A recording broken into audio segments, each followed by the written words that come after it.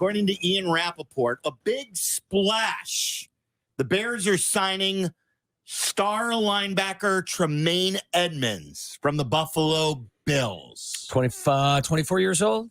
You want the numbers on it too? This is from Shefty. 4 years, $72 million, $50 million guaranteed.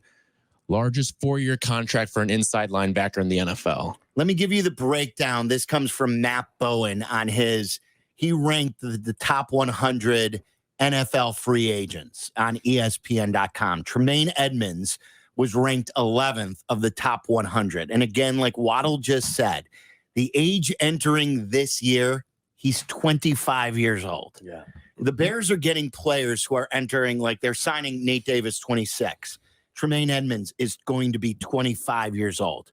According to Matt Bowen, the tape shows that Edmunds has improved as a coverage linebacker with his route awareness and ability to get to depth as a zone defender.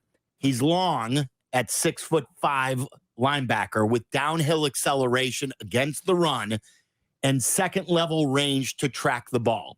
Edmunds had 66 solo tackles, 1 interception, and 1 sack last season. He's young, but the 2018 first-round pick has started 74 games in 5 seasons. That experience will be attractive for teams looking for an off-ball linebacker this offseason. Well, he definitely fits the mold of the type of player that Eberflus wants. It's 6'5" and 240 in that spot. Rangy, athletic player. So they're getting Edmunds and then the kid Nate from Davis. The kid from Philadelphia that they signed. TJ Edwards. TJ Edwards, yes. So they're getting Tremaine Edmunds and TJ Edwards for less money than Roquan Smith. Yes? When you combine them, what is the number again on Tremaine Edmunds? Because TJ Edwards came in at about $6 million a year with how much of it's guaranteed? $8 million. $8 million total? Yes. And Edmunds was 4 for 72, 50 guaranteed. So like you're getting So $18 million a year. So like you're getting 2 players at $18 million a year for less money than Roquan Smith.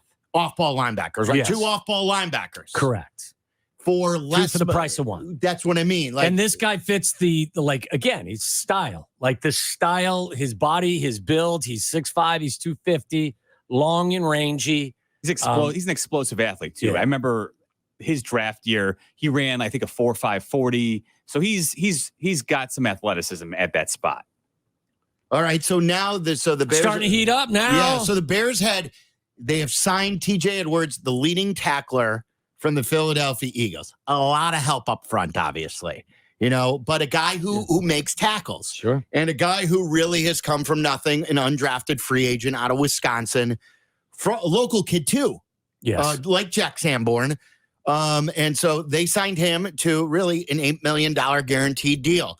Now Tremaine Edmunds, a guy who was highly rated coming out of college as a first-round draft pick. Another linebacker, and then they get Nate Davis. Nate Davis is a guard. 26 years of age. Yes. And he was rated 31st, according to this on ESPN.com, 1 spot below Ben Powers. And the write-up on him is Davis, a good mover at 316 pounds, can reach, block, or climb in run zone schemes, delivering a strike in contact. And he can set an anchor to take on power rushers in pass protection. He had a below-average run block win rate last season, but ranked among the top 25 guards in pass block win rate. I like that. Well, you have they need to get better at pass protection. Yes, especially on the interior of their offensive line. They need to get better across the line, but I've always thought that, especially with young quarterbacks, you can bother them mostly by pressuring them up the middle, and you can bet your bottom dollar they were not secure in the middle of that offensive line last year.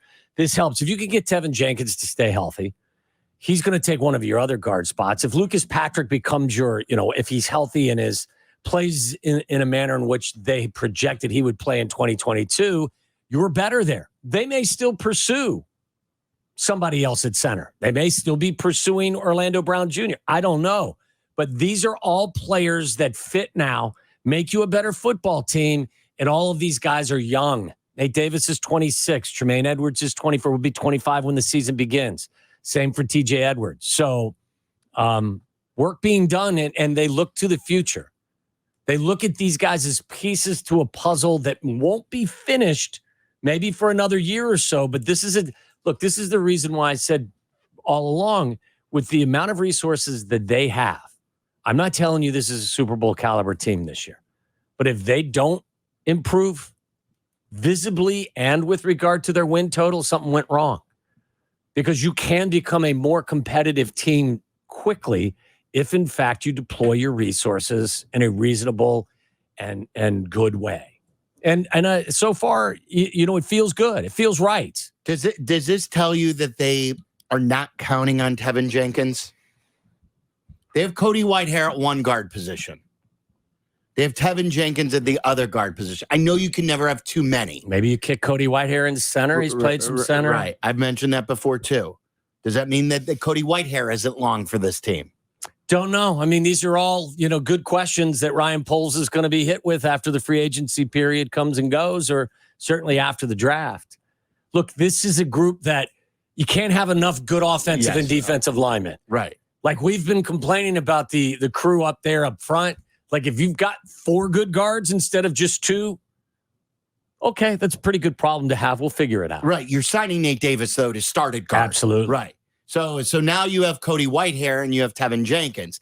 I would assume that they're challenging Tevin Jenkins and saying, you have not earned anything with us right now. With the toughness factor, with like the word is what happened coming out of training camp. And the word was when they thought he was ready to play, and he told them multiple times that he wasn't ready to play, that they were questioning his mental aspect of, right? I mean, listen, you go in with Whitehair and you go in with Davis, and then you see where Tevin Jenkins is after a full offseason with this regime. Absolutely. What is the old cliche? The best ability is availability, and he hasn't proven to be available consistently enough for them to truly go in and count on him on a game in and game out basis. Love what you see from him when he's on the field, but he's got to be on the field consistently. So I think these are all good signings for this team. They're building something for the future as well. This isn't going to be one of the, Rome wasn't built in a day. So they're building with guys that they feel will be part of the puzzle in years to come. That's why maybe they don't go after a Hargrave who's 30 years old. Maybe they're looking at guys 26, 24, 25, guys that are younger.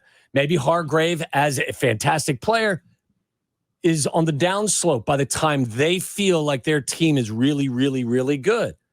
So I like the approach. We'll see if these guys, pan out. I'm looking for progress this year. They still haven't addressed tackle, and they haven't addressed pass rusher. Or three technique. Nobody on their D-line. Interior line, like anybody on that defensive line, right? That's their biggest weakness, probably. Any addition will be a positive one on the defensive line at this point. Right. Yeah. Because that was we talked about that differential between giving up sacks and getting sacks. 57 they gave up, 20 they gained. So they were a minus 37 sack differential.